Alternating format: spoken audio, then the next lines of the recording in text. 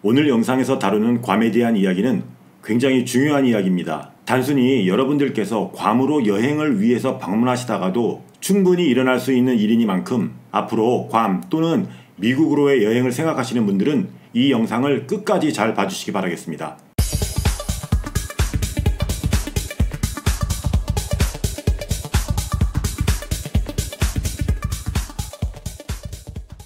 안녕하십니까, 괌투브의 PD 아저씨입니다. 오늘 제가 여러분들에게 해드릴 괌에 대한 이야기는 괌 입국 거부에 대한 이야기입니다. 입국 거부라고 하면 여러분들 굉장히 생소하시고 또 의아해하실 만한 이야기인데요. 제가 갑자기 왜 괌에서의 입국 거부에 대해서 이야기를 하는지 우선 짧게 설명을 드리자면, 지난주에 괌 공항에서 2건의 입국 거부 사례가 있었습니다. 첫 번째 건은 한국의 모 방송국에서 프로그램 촬영차 70명이 넘는 인원이 입국을 하다가 그 촬영팀 중 3명이 입국 거부를 당했습니다. 또 한 건은 그 다음날 벌어진 일인데요. 제가 제 영상에서 자주 언급을 했던 네이버에서 괌 여행 관련 정보 카페로 포장을 해서 무허가 여행 사업을 하고 있는 괌 자유여행 길잡이 카페의 운영자가 입국 거부를 당했습니다. 이 입국 거부라는 게 자주 벌어지는 일은 아니지만 공항 내에서 워낙 조용히 진행이 되다 보니까 아마 많은 분들이 그런 경우도 있는지 의아해하시리라 생각이 됩니다. 입국 거부라는 건 해당 국가 이민국의 고유 권한이며 절대 권한입니다. 괌의 경우 입국 심사 시에 입국 심사대 오피서가 입국에 문제가 있다라고 판단을 하면 세컨더리 사무실로 가서 조사를 거친 후에 별 문제가 없다면 입국을 시키겠지만, 조사 과정에서 입국 목적과는 다른 입국 이유가 있다고 판단이 될 경우, 또는 미국 이민국의 입국 거부 사유에 해당하는 사유가 있을 경우 이민국에서는 그 사람에 대한 입국을 거부하고 다음날 리턴 비행기로 강제 출국을 시키게 됩니다. 그러면 입국 목적과 다른 입국 이유는 뭐가 있을까요? 지난주 입국 거부가 있었던 2건의 사례 중에서 그 첫 번째 사유를 보면, 저는 어떤 방송국의 어떤 프로그램이라는 걸 알고 있지만요, 대한민국 공중파 방송국이든 또는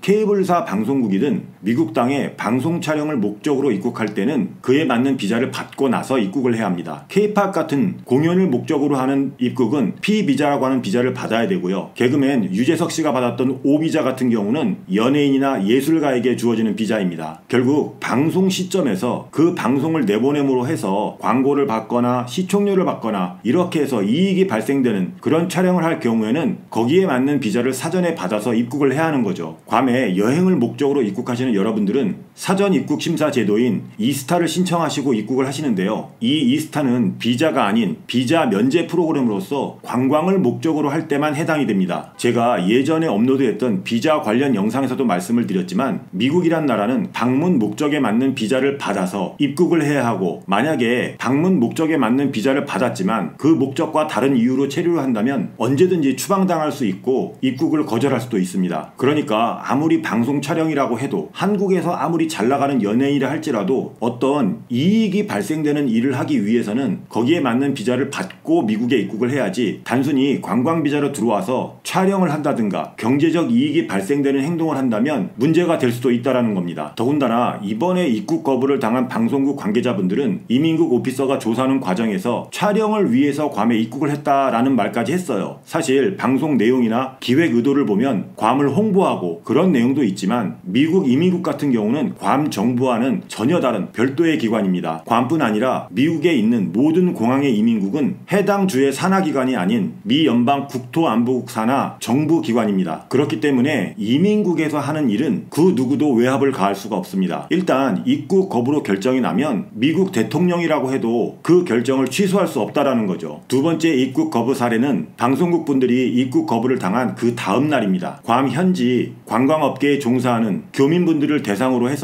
기생충처럼 붙어서 커미션을 챙기는 무허가 여행 사업을 하는 네이버의 괌 자유여행 길잡이 카페 운영자가 입국을 하다가 입국 거부를 당했습니다. 괌자길 카페 운영자 같은 경우 입국 거부 사유를 본인에게 고지해서 잘 알겠지만, 그 운영자 역시 입국 거부 사실을 통보받고 괌 관광청이나 여기저기 막 전화를 했지만, 앞서 말씀드린 것처럼 입국 거부에 대한 처리는 미국 대통령도 할 수 없는 일이기 때문에 결국 밤새 공항에 있다가 그 다음날 비행기로 강제 출국을 당했습니다. 아마 그 카페 운영자 같은 경우는 앞으로도 카페를 운영하면서 세금 한 푼 안 내고 괌으로 여행을 오는 여러분들의 주머니를 털고 현지 업체에 피를 빨아 돈을 버는 일을 계속한다면 이미 있었던 입국 거부뿐만 아니라 미 연방 세무국인 IRS에서도 액션이 좀 있을 것으로 예상이 됩니다. 그간 십수년간 괌으로 여행을 오는 분들에게 정보를 준다는 빌미로 큰 돈을 커미션으로 챙겼는데요. 앞으로는 긴장도 좀 하고 조심하는 게 좋을 것 같습니다. 그러면 이런 식으로 입국 거부를 당하면 어떻게 되는지 그 부분도 좀 궁금하실 텐데요. 일단 괌에서든 또는 미국 다른 도시에서든 입국 거부를 한번 당하면 다시 미국 땅에 들어오기가 힘들어집니다. 입국 거부를 할 때 그쪽에서 고지를 해주기는 하지만 앞으로 미국에 다시 들어오려면 방문 목적에 맞는 비자를 받아서 들어올 수 있다라고 합니다. 근데 이게 그냥 듣기 좋은 말이지 다시 비자를 받는다는 게 정말 쉽지 않습니다. 비자를 받기 위해서 미국 대사관에 비자 신청을 하면 입국 거부 이력이 뜨기 때문에 당연히 쉽게 비자를 내주지 않죠. 더군다나 이전에 방문 목적과 다른 이유로 입국을 하다가 입국 거부를 당했기 때문에 어떤 방문 목적을 들이대도 비자를 받기가 굉장히 어려워집니다. 결국은 미국 땅을 받는 게 거의 불가능하다고 봐야 됩니다. 그러면 여기서 가장 많은 미국 입국 거부 사례와 그 대처 방법에 대해서 좀 이야기를 해보도록 하겠습니다. 첫 번째로는 입국 심사대에서 심사관과 대화 중 애매한 대답을 하거나 엉뚱한 대답을 할 경우입니다. 괌 같은 경우 대부분 입국 심사대에 계신 분들이 굉장히 나이스합니다. 웃으면서 이야기하고 어설픈 한국말도 하기도 하고요. 하지만 세계 어디에나 사명감에 불타는 공무원은 있습니다. 그러다 보니까 세관이나 입국 심사대에서 좀 타이트하게 이야기하는 직원이 있을 수도 있어요. 이 부분에서 자칫 어설픈 영어를 하거나 또는 엉뚱한 대답을 해서 상황이 어렵게 될 수도 있습니다. 미 연방 이민 세관 국경보호국, 여기를 CBP라고 줄여서 얘기하는데요. 여기에서는 통역관을 제공하고 있습니다. 뭔가 상황이 이상하게 돌아간다 싶으면 굳이 혼자서 해결하려고 하지 마시고요. 통역관을 불러달라고 해서 그 질문의 요지를 충분히 이해하고 거기에 맞는 대답을 하셔야 낭패를 보는 일이 없습니다. 이런 어려운 상황에서는 어설프게 영어를 하는 것보다 차라리 영어를 아예 못하는 게 낫습니다. 두 번째로는 잘 모르겠다, 기억이 안 난다 라는 식의 발언입니다. 물론 그냥 얼렁뚱땅 넘어갈 수도 있겠지만 본인에게 해당되는 이야기를 본인이 모르겠다, 기억이 안 난다 라고 해서 능사는 아닙니다. 이민국 직원이 본인을 붙잡고 질문을 하거나 조사를 할 경우에는 분명 어떤 부분이건 문제가 있어서니까요. 솔직하고 정확하게 대화를 풀어나가시길 바랍니다. 세 번째는 앞서 말씀드린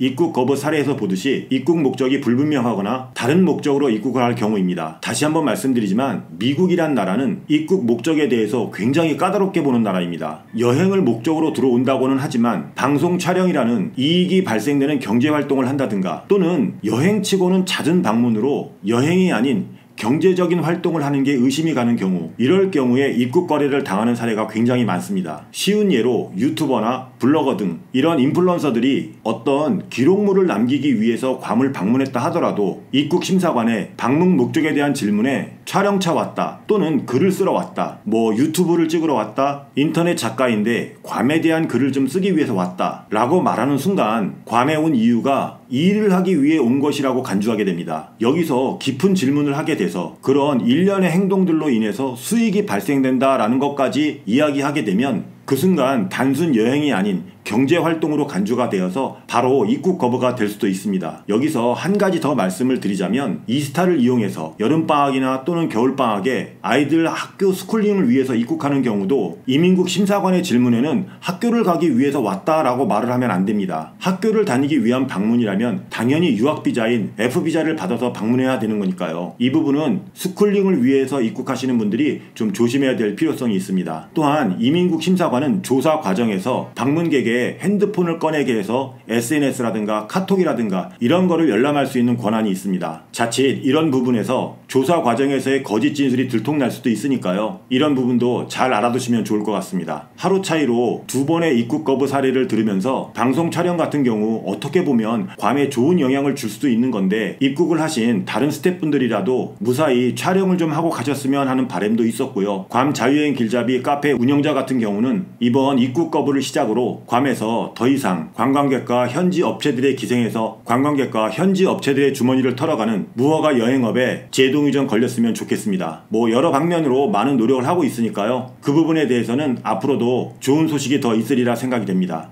관 PD 아저씨.